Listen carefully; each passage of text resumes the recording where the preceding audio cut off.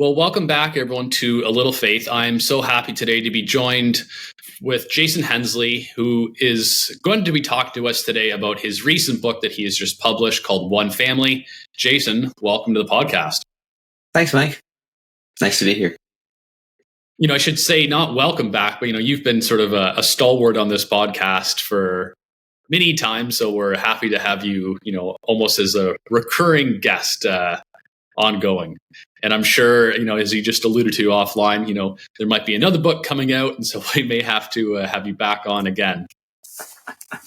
That sounds great. Thanks. So I wanted to kind of start with the context of the book and why you decided to write One Family. So tell our listeners a little bit about kind of the background of why you decided to write this book. So One Family is interesting. I decided to write it because I was struck at sort of the connection that I had to the Jews growing up. I had always been taught about the hope of Israel and always been taught that the land of Israel was an important place because that's what was promised to Abraham, and it's connected to the fulfillment of the promises. So I had always had sort of the schema that had a very important place for the Jews within it. And it really struck me in going to university and talking to people and realizing that schema was incredibly unique, that was something that not a lot of Christians had. And it was really weird in working through Jewish history and realizing that, in fact, the majority of persecutions against Jews were connected to Christianity. So it wasn't just that I had this unique perspective, but it was that the majority of Christianity throughout history had actually had the opposite perspective. And that really kind of blew me away. So I started thinking when I was doing my PhD in Holocaust studies that it would be really good to put together material to explain why did I think this was the Christian approach? Like, why did I think that the Bible really advocates recognizing God's special relationship with the Jews and such? So that's what I ended up doing. I mentioned it, I think, on A Little Faith when I was talking to Levi about the book Bible in Context, that I put together an initial dissertation, and I did it before my committee had approved it. And that actually is this. So I had originally put this together as my dissertation. It didn't get approved because I didn't have a methodology. So that's what Bible in Context is. That was the methodology that I put together. And that's why that came out first and then this. So I just always had this kind of sitting on my computer that I put together because this didn't end up being my dissertation. I had to do something a little more focused on the Gospel of John. But I felt like this still had a very strong perspective and an important perspective. I just didn't know what I wanted to do with it. And then when October 7th happened and Israel was attacked by Hamas, I sort of watched what was going on there. And in the few days afterward, probably a few weeks afterward, I am involved with the Anti-Defamation League.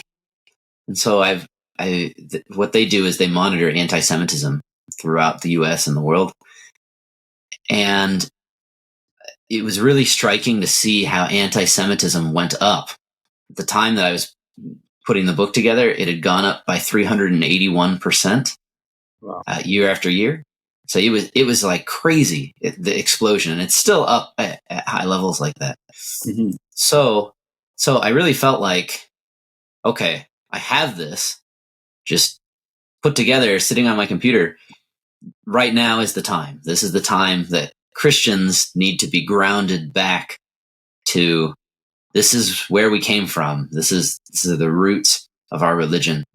So that really was what pushed me. It was October 7th, and then seeing the aftermath of it in North America. Yeah, it's interesting when we talk about how maybe a lot of Christians don't understand how similar Christianity and Judaism are, and those common ties between what those communities have. And it's interesting, I think I understood some of that prior to reading your book, but it's interesting to see kind of how and why the two communities suddenly split. And as you kind of alluded to, some is kind of hard for us to know because we can't really go back in time without, a lot of, details document wise, that we kind of have to sort of make an educated guess, I think. But obviously we do know throughout history that there obviously was a clear tie and divergence. Yeah. That's right. It's a fascinating topic to just kind of work through and see how and when the groups really started to break out. And all scholars have their own opinions. I tend to, as I mentioned in the book, I tend to think that 70 CE, when Jerusalem was destroyed, that was kind of the big point at which every group connected to Judaism, including Christianity, had to make a choice as to what are they going to do about this? How are they going to function in a post-temple world? And so you can see that Judaism ends up transforming into rabbinic Judaism. That's the direction that they choose. And then Christianity ends up going a totally separate route. And that's, I think, where that divergence really happens. So you kind of lay out in this book a very clear way what it would be like to be a Jewish believer who would be living in the first century. Now, I know you could probably go into lots of details on this, but lay out for our listeners some of the elements that you discovered in your book and talk a little bit about like the groups that you talk about, like the Pharisees, the Sadducees, and the Sanhedrin. And obviously, a lot of this, we would see, we'll call them characters that we see, in the New Testament. So this was one of the most exciting parts for me, I think, because as you said, we see these people in the New Testament, but they just kind of like appear. And I think that when we grow up reading the Bible, we can just be used to the fact that they're there, and we don't ever ask ourselves, who actually are these people? Like, where did they come from, and why does the Bible not explain who they are? I think the answer to that, why the Bible doesn't explain it, is just because everybody knew, right? It wasn't like, back then at the time when the books are written, it wasn't like somebody was going to pick up the Bible and say, what, like a Pharisee? I've never heard of those people before. So we sort of have the unfortunate downside of not living back then that makes it a little bit difficult. So I really wanted to put together that historical context for the readers. Thus, I ended up talking about the Pharisees, the Sadducees, and the Essenes, and then looking at so with those three major groups, then who are the elders that you hear about, and who are the scribes? What's the Sanhedrin? And just kind of putting together that picture of here's what it would have looked like to live in a first century Jewish world. And I think largely what you get is the Pharisees were mostly like the lay people, and a lot of people followed what they taught, but the Sadducees were largely the priests. So it was this really interesting dynamic of the Pharisees had all of these extra teachings, which they called the oral Torah, and they taught those to the people, and most of the people followed them. And then if you wanted to worship, that's when you had to get involved with the Sadducees, because they were the ones in control of the temple. And I think that this is really fascinating to see, just because I don't know if you ever had this feeling, but like I always read them like they were the same. Mm-hmm. When you're reading the Bible, it's like, oh, it's the Pharisees and the Sadducees, and not realizing that for the most part they kind of actually like hated each other, and they never really like did stuff together, aside from the fact that they both recognized that the temple was important. But it was really helpful to see that those were both considered part of Judaism, even though they were so divergent. And then you had the Essenes that like were totally on the outside, and they on purpose, like they decided to be on the outside. They're the Dead Sea Scroll people, probably. And and they just like hated the temple, absolutely despised it. They had all kinds of, if you read the Dead Sea Scrolls, you can read all this stuff about like how the temple's going to be destroyed and how it's this place of wickedness. And like, I think it's fascinating because there's similar parallels to like some of the stuff that Jesus says about the destruction of the temple. So I find that helpful because it places a lot of diversity in first century Judaism. And to me, that just opens up this door for Christianity to be able to come in and say, well, yeah, there's this diversity and we fit within that diversity. Like it was sort of like back then you were Jewish if you said, we're a Jewish group, and we have roots to ancient Judaism. That was it. It wasn't like you had to have a specific set of beliefs or even a specific way of doing things. Like all three of these groups did stuff way differently. Yeah, I absolutely love it because, like you mentioned, when we read the New Testament, it's almost like, okay, we've got Jesus and his followers, and then we've got like they're the good guys, and we have the bad guys. They're the Pharisees and the Sadducees, and we just sort of lump them all together. So it's interesting to look at, maybe why they would say certain things, and it's interesting that you're right that they almost despised each other and the diversity that you have within this group.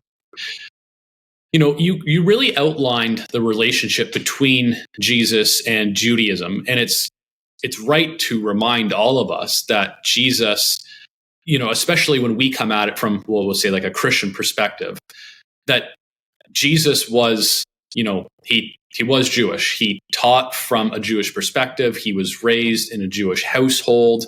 He taught from a Jewish perspective. Many of his teachings, you could link everything back a lot to Old Testament writings. But why do you think that that's important for us to have an understanding of when we're reading the New Testament? So that's an interesting question because I think there's a lot of just background that we really miss when we don't have these pieces in place. So, for instance, I felt like I always knew that the Old Testament mattered, and it struck me going to seminary that a lot of people didn't. So that was one. Like we do the daily readings and we read the Old Testament regularly, but it was interesting just to see that a number of people often spend a lot more time in the New Testament. So that intrigued me as far as like my classmates go and whatnot when I was in seminary. And I think a lot of that stems from not a lack of recognition that Jesus is Jewish, because I think like every Christian, I shouldn't say every, but for the most part, like if you were to go up and ask them and say, hey, was Jesus Jewish? They would probably say yes, right? That's been put together, and a lot of people recognize that. But I think for most people, including Christadelphians, if you were to go through and say, okay, so Jesus was Jewish, how do you think that affected his early life? How did that affect as he was growing up? They would probably say, I don't know, or something like that. Or they might say, well, he went to the temple when he was 12. So we sort of have like these little pieces, but the thought of like, oh, wait a minute, like that probably means that morning and evening, Jesus recited the Shema, because that's what Jews do. The Hear, O Israel, the Lord our God is one Lord. You'll love the Lord your God with all your heart, soul, mind, strength. Like he would have recited that every morning and evening.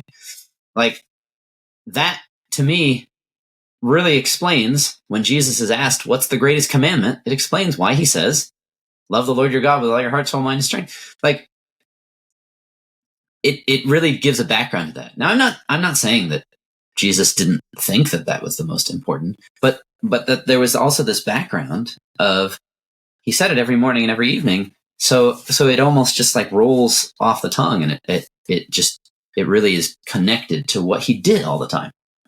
So you have like pieces like that where I think that that his Judaism would have really affected his life that we just don't think about a lot. So that's a small example of it.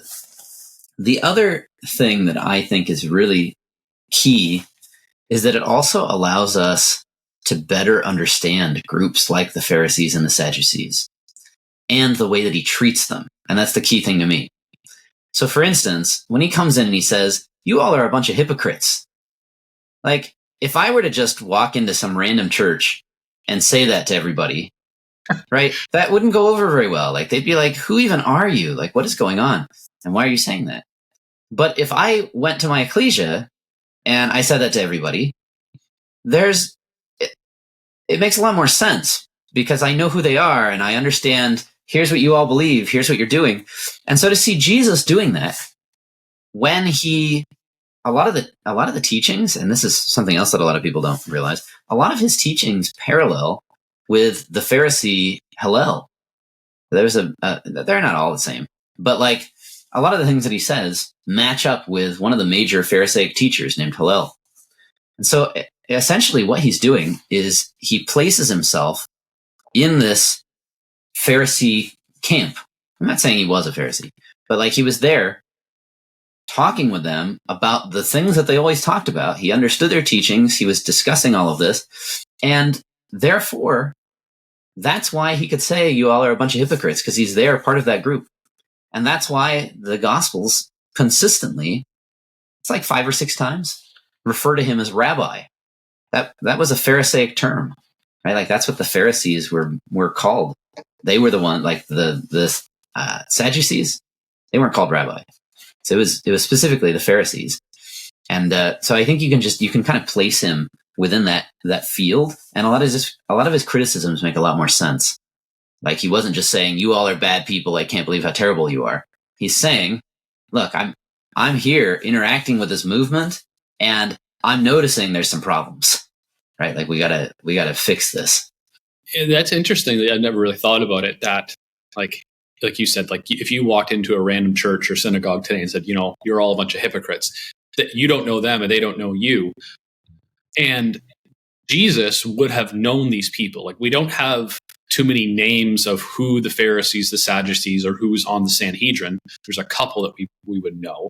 But, he would have had working relationships and knowledge of who the individuals in these groups are, and had conversations that are not recorded in Scripture, and probably had many conversations with each of them to understand what they believe.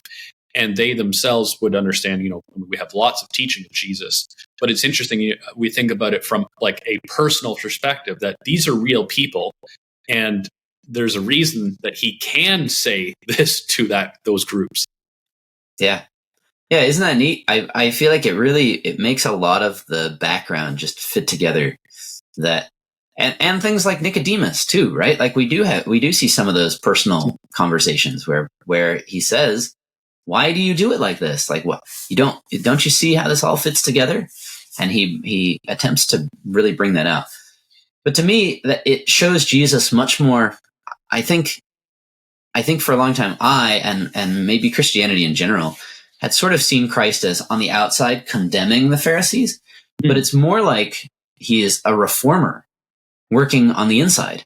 That he comes in and he says, okay, here's what we got to fix. Right? This isn't good. And as a result of that, what's strange about it is the Pharisees get frustrated, but it's actually the Sadducees who are involved in bringing him to Pilate and eventually his crucifixion. So I think that's a really key piece, because like I said, we often lump them together, but weirdly enough, there's this strange transfer from he's kind of like working within that Pharisaic group, and then at the end point, it really becomes the Sadducees who oppose him. You made reference a little earlier to the destruction of the temple. I want to come back to that. So, in your book, you really outlined how the temple was very important for a component of Jewish worship in the first century. So can you talk a little bit about what happened with the destruction of the temple in 70 CE and what it did for both the Jewish religious leadership at that time, but then also for the Christian believers moving forward as well? Yeah, the destruction of the temple is a really fascinating thing to ponder, just because, again, talking about historical context, sometimes I wonder if we can really fathom what a big deal it was and what an impact it would have had on all of these Jewish groups. So, for instance, I mentioned that the Sadducees were the ones who were involved in the temple worship. Well, as soon as the temple is destroyed, everything's done for the Sadducees. Right? They have no other and anything that connects them to worship. So the Sadducees just disappear. Like as the priests, they have no viable way of even continuing, because the way that God had set things up, they would be sustained by the offerings and the tithe, and that all just vanishes. Now, as far as the Pharisees go, this is actually really intriguing historically. So the historical origin of the Pharisees goes back to the Babylonian exile. And the reason it goes back to that, so this is like 500s BCE. The reason it goes back to that is because that was the destruction of the first temple. Right. So if you kind of go back to that point and you think about it, what you had is the first temple was destroyed by the Babylonians, and people were trying to figure out, well, what do we do? Like the law tells us that we're supposed to offer these offerings. It tells us that we're supposed to go to the temple 3 times a year for these feasts. How do we do that? Like, you basically, without a temple, you can't keep the law, right? It's not possible. And so at the time when the first temple was destroyed by the Babylonians, people were trying to figure out, how do we do this? And that's where the Pharisees came from, because they said, well, here's what we call the oral Torah. These are other commandments that God has given that shift the focus of the law. So they basically make this stuff all up, right? And they come up with all of this, but this is like the new way of worship that is supposed to work when you don't have a temple. So in other words, my point here is the destruction of the temple really positions the Pharisees to be the main center of Judaism after the destruction. So that the Essenes, they disappear because they just get killed by the Romans. There's not a lot of them, so they get all destroyed. The Sadducees are gone because they don't have a temple.